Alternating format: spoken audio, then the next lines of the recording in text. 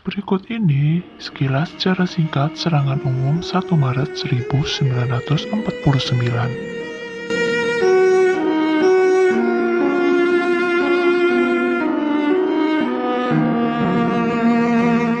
Peristiwa serangan umum 1 Maret 1949 ini merupakan peristiwa penyerangan secara besar-besaran yang dilakukan oleh pasukan Tentara Nasional Indonesia terhadap kota Yogyakarta yang saat itu dikuasai oleh Belanda. Penyerangan dilakukan untuk menunjukkan bahwa Republik Indonesia masih ada dan cukup kuat untuk memperjuangkan negara Indonesia dari Belanda yang berusaha untuk menguasai kembali.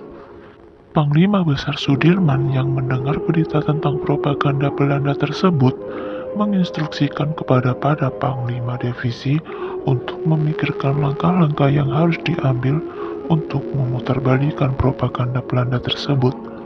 Oleh karena itu direncanakannya suatu serangan yang secara besar-besaran sehingga tidak dapat disembunyikan oleh Belanda dan harus diketahui oleh dunia internasional, terutama UNCI, serta wartawan-wartawan asing yang sedang berada di Indonesia agar dapat disebarluaskan ke seluruh dunia.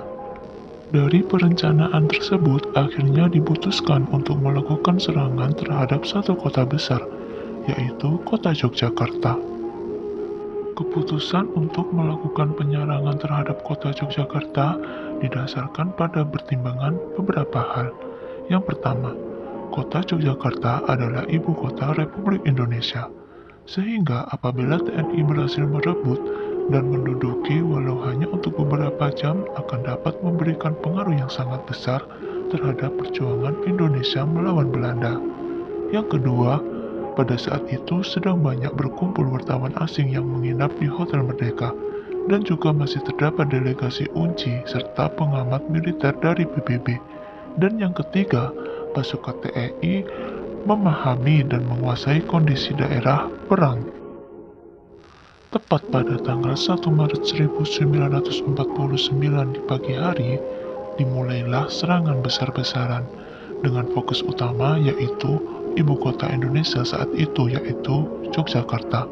Selain itu, serangan juga dilakukan di beberapa kota lain seperti Solo dan Magelang dengan tujuan untuk menghambat bantuan tentara Belanda.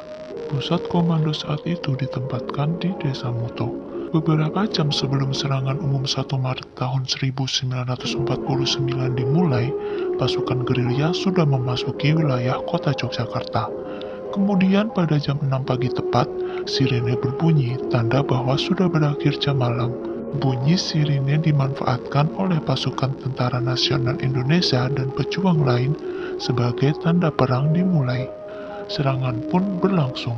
Jumlah pasukan dari pihak Indonesia sebanyak 2.500 lebih, dipimpin oleh Letnan Kolonel Soeharto. Serangan dilakukan secara besar di pusat kota Yogyakarta. Kota Yogyakarta berhasil dikepung oleh pasukan gerilya dari berbagai sudut arah. Arah barat pasukan dipimpin oleh Kolonel Suhut, sementara dari arah selatan dipimpin oleh Mayor Sarjono, sedangkan serangan dari arah utara di bawah Komando Mayor Sukasno. Jalannya pertempuran berlangsung sengit di beberapa ruas jalan-jalan kota Yogyakarta, mengakibatkan pasukan Belanda panik karena kurangnya persiapan dalam menghadang serangan dari pihak Republik, sehingga perlawanan yang dilakukan Belanda kurang berarti bagi pihak Republik Indonesia. Namun sangat disayangkan, serangan umum 1 Maret 1949 ini memakan banyak korban, terdiri dari pihak Indonesia 53 polisi dan 300 prajurit gugur, sementara pihak Belanda 14 luka-luka dan 6 orang tewas. Jumlah korban dari Belanda berdasarkan media Belanda sebanyak 200 orang tewas dan luka-luka. Jumlah tersebut dihitung selama pertempuran berlangsung di bulan Maret tahun 1949.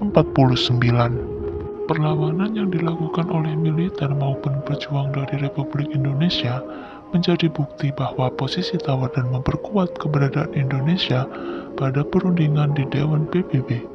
Hal ini juga bisa membuka mata pada dunia internasional bahwa keberadaan Tentara Nasional Indonesia masih ada dan tidak hancur seperti yang dituduhkan oleh Belanda.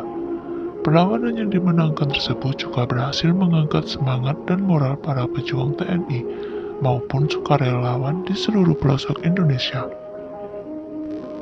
Demikian secara singkat mengenai serangan umum 1 Maret 1949.